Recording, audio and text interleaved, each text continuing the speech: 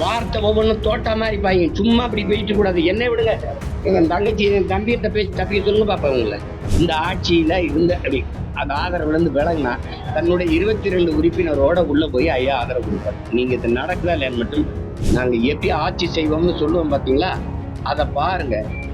அது இந்தியாவில் வேற எந்த அரசியல் கட்சி ஏதாவது செய்தான்னு பாருங்க. 24 200 அடிப்போம். நீங்க என்ன சொன்னீங்க? 200. அதான் முதல்வருக்கு நீங்க சொல்லுங்க. அவர் கேட்கிறாருங்க, தனிச்சு நின்று விளையுங்க. நாங்கள் திராவிடரும் இல்லை, இந்தியரும் இல்லை, தமிழர்கள். எங்களுக்கு சாதிய மத அடையாளங்கள் அல்ல. எங்களுக்கு நாங்கள் தமிழர், தமிழ் தேசியர் என்பதுதான் எங்களுக்கு அடையாளம். திருப்பி இந்த 26 ஆட்டத்துல அப்புறம் பார்ப்பாங்க. சீமான் பாட்டிக்கே திராவிட இயக்கம் நாங்க வந்துதான் ரவுக்கப்பட்டு விட்டாங்க. யோ, உன் கட்சி தலைவருடைய அம்மாவே சும்மா நிக்கிறப்பா, அதுக்கு ஒரு ரவுக்கையை போட்டு விட்டுவாப்பா. இங்க பாருங்க, அது ஒரு காலம். நீங்க பேசுனது இது பிரபாகரன் பிள்ளைகளின் காலம். அது வார்த்தை ஒவ்வொன்றும் தோட்டா மாதிரி பாங்க. சும்மா அப்படி போயிட்டு கூடாது. என்னை விடுங்க, எங்க தங்கச்சி என் தம்பிகிட்ட பேசி தப்பி சொல்லுங்க பாப்பா. உங்களை முழுக்க அரசியல் பொருத்தப்பட்ட எழுச்சி மிக்க இளைஞர்களின் படம் இது. சும்மா ஏதாவது வாய்க்கு வந்து போயிட்டு அப்படி திரிய முடியாது. இங்க ஒழுங்கா பாடம் நடத்தணும். கதையெல்லாம் விட்டுக்கிட்டு இருக்க முடியாது. இங்க பாடம் ஒழுங்கா நடத்தணும்.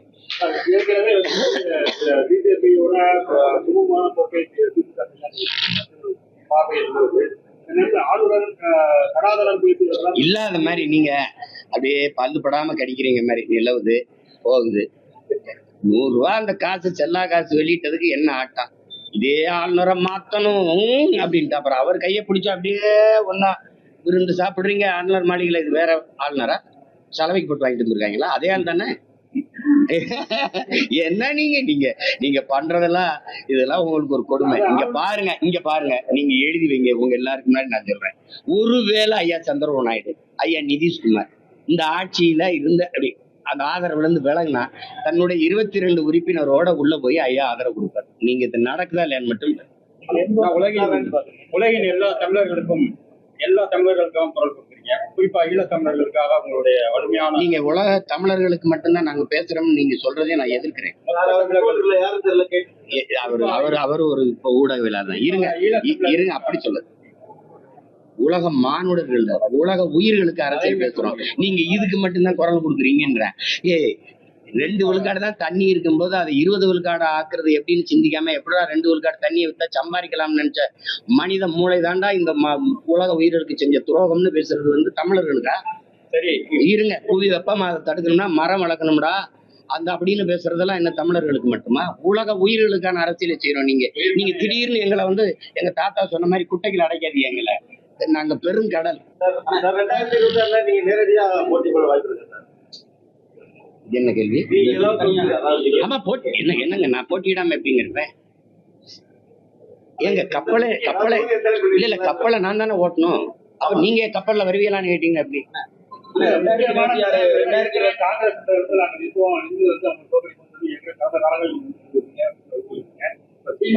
எந்த அரசியல் கட்சி தலைவரோட போட்டி போடுறது நான் எதிர்த்து மோதி வீழ்த்துற அளவுக்கு இங்க ஒருத்தரும் தலைவர் இல்லை. அதனால அதை விடுங்க. என் தத்துவம் தான் தலைமை இருக்கும். நாங்க எடுத்து வைக்கிற கொள்கை. நீங்க இந்த வாட்டி 26 தேர்தலை நாங்கள் எதிர்கொள்ளும் போது நாங்க எப்படி ஆட்சி செய்வோம்னு சொல்லுவோம் பாத்தீங்களா, அதை பாருங்க. அது இந்தியாவில் வேற எந்த அரசியல் கட்சி ஏதாவது செய்தான்னு பாருங்க. அதுக்கப்புறம்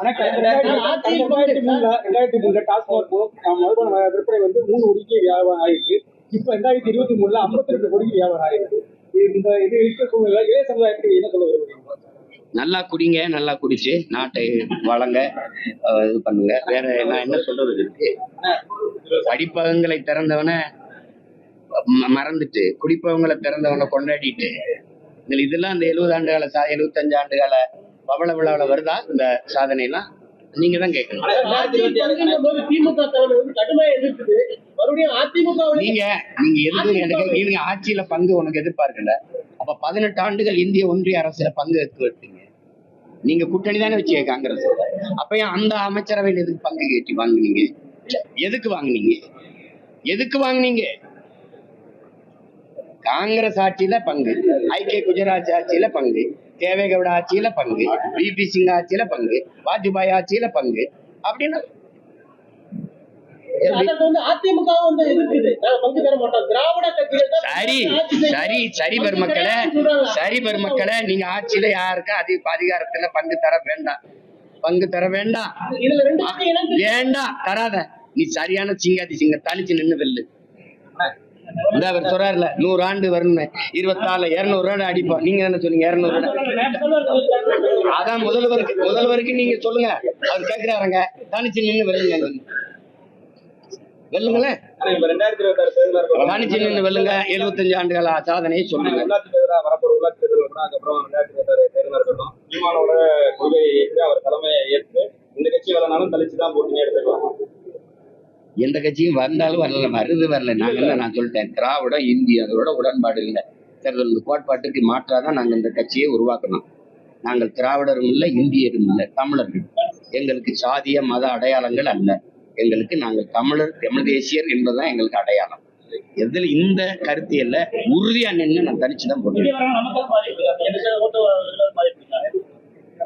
என்னால எல்லாருக்கும் பாதிப்பு இருந்தீங்க, இப்ப திடீர்னு பாதிப்புங்கிறீங்க. எனக்கு நல்லா இருக்கு, எந்த பாதிப்பும்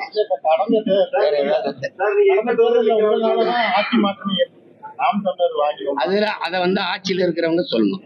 நான் கூட திரும்ப சொன்னேன், நீங்க ஏன் கோயில் கோயிலா போய் கும்பிட்டுக்கிட்டீங்க? உங்க கணவரை முதலமைச்சராக்குனதே நான் தானே. 63 இடத்தை தீர்மானிச்சது நாங்க.